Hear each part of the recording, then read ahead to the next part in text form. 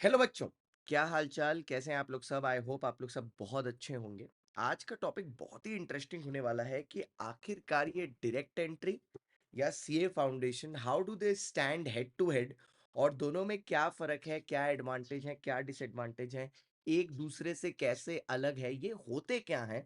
तो उसके बारे में एक डिटेल्ड लेक्चर होने वाला है, क्योंकि बहुत सारे बच्चे ना इस डायमेंशन को एक्सप्लोर करने के लिए काफी ज्यादा उत्तेजित हो रहे हैं और मेरे से अलग अलग तरीके से पूछ रहे हैं कि कैसे एंट्री होती है, क्या होती है।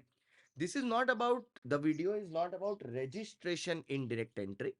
ये वीडियो उसके बारे में नहीं है, क्योंकि वो तो रजिस्ट्रेशन के बारे में, अगर आप डायरेक्ट एंट्री से करना चाहते हो मेरी डिटेल्ड वीडियो आपको मिल जाएगी। मेरे नाम को लिख के आप सर्च कर लोगे, CA inter direct entry registration Shantam Gupta, वो मिल जाएगी।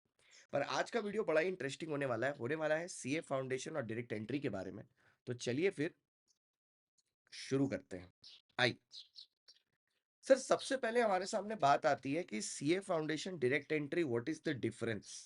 देखिए, सीए फाउंडेशन लेवल 1 होता है। सीए फाउंडेशन लेवल 1 होता है सीए कोर्स का।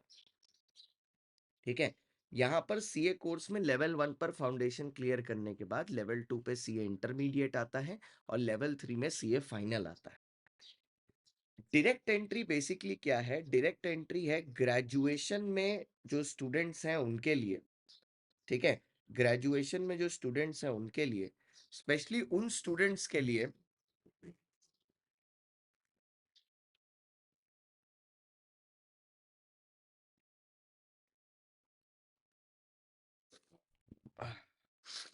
स्पेशली उन स्टूडेंट्स के लिए जो बीकॉम की ग्रेजुएशन में है, ठीक है, या अदर देन कॉमर्स बैकग्राउंड की ग्रेजुएशन में, लेट्स से बीसीए, बीएससी, ऐसी किसी चीज में है।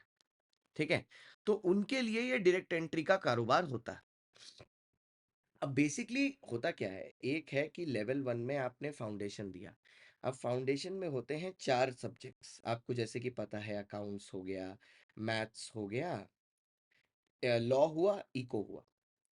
अब जब ये बच्चा बीकॉम में पढ़ रहा है ना, तो भी इसने ये सारे सब्जेक्ट्स पढ़े।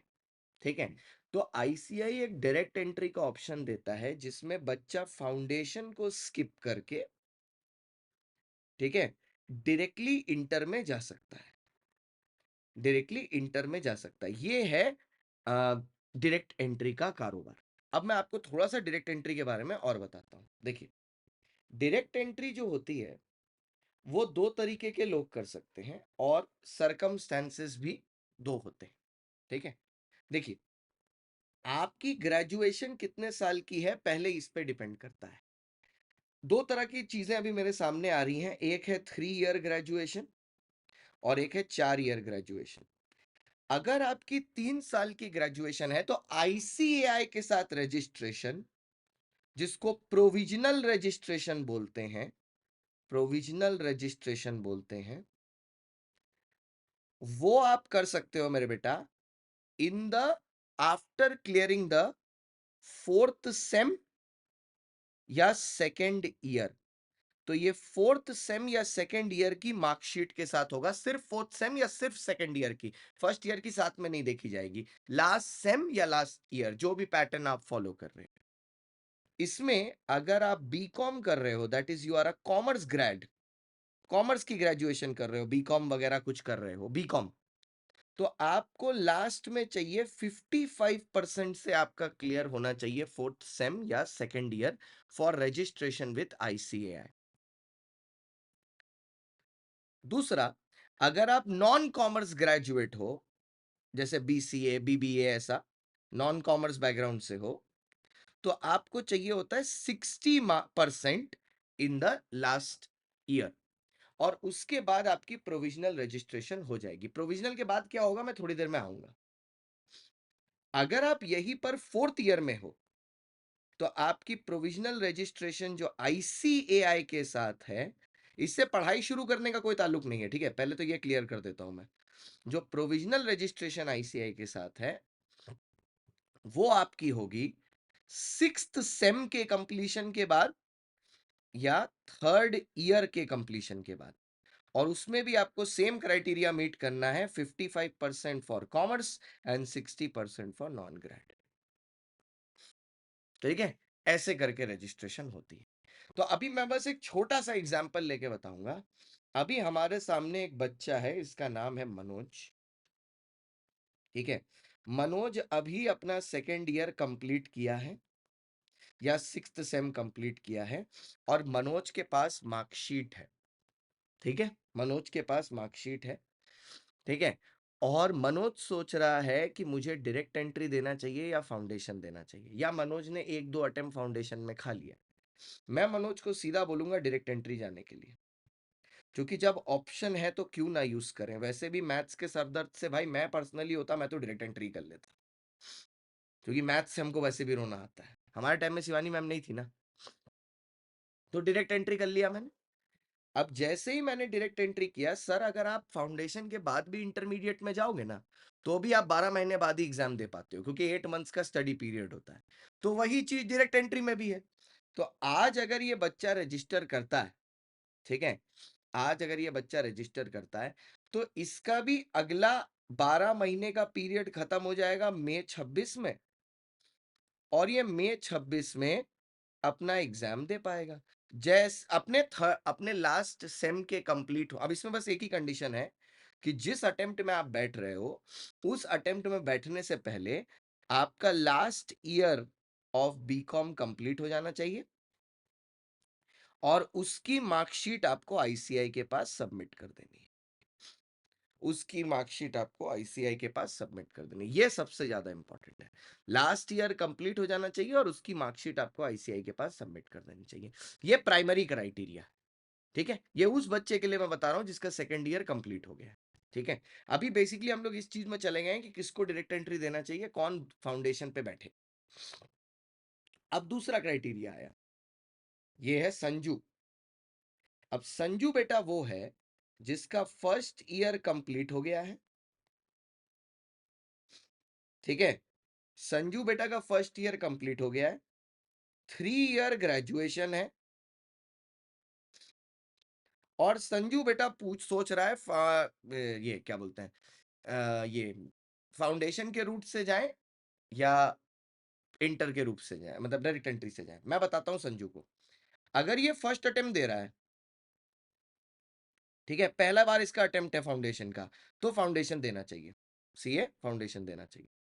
अगर 2 अटेम्प्ट दे चुका है, ठीक है, या 3 अटेम्प्ट दे चुका है और इसका फाउंडेशन नहीं क्लियर हो रहा, इसको सीधा डायरेक्ट एंट्री करना चाहिए। पर सर डायरेक्ट एंट्री में तो 2 साल लगेंगे। अरे यार, तो 2 साल पढ़ के रैंक भी तो ला सकता है, वो तुम देख नहीं रहे।